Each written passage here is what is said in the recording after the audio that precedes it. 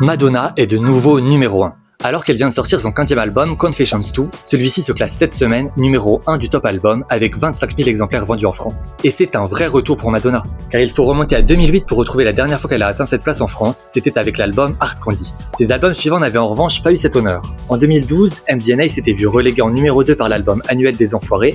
En 2015, Rebel Heart avait eu le malheur de sortir la même semaine que l'album de Luan et s'était contenté d'une 3e place, derrière celui-ci et derrière l'album de Christine the Queens qui en était lui pourtant à sa 40e semaine d'exploitation. Enfin, en 2019, son album Madame X n'avait eu qu'une 4e place, derrière Bruce Springsteen, Jul et Nekfeu. Des scores en baisse, bien qu'ils restent toutefois très corrects, mais qui prouvaient qu'il suffisait de quelques grosses sorties dans la même période que Madonna pour la priver de numéro 1 en France. Cette année en revanche, le champ était libre. Aucune autre sortie majeure n'était à notifier pour le 3 juillet. Mais au-delà d'une absence de concurrence, c'est aussi un vrai engouement autour de l'album qui lui a permis d'atteindre cette place. En 2019, Madame X avait fait 16 000 ventes en première semaine. Les 25 000 exemplaires de Confessions 2 représentent donc une augmentation de 64%.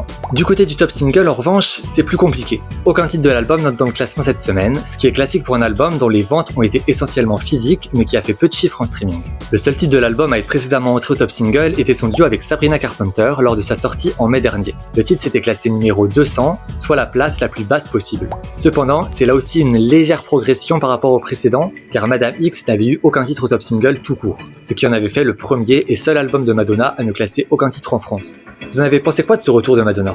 C'est une première place méritée ?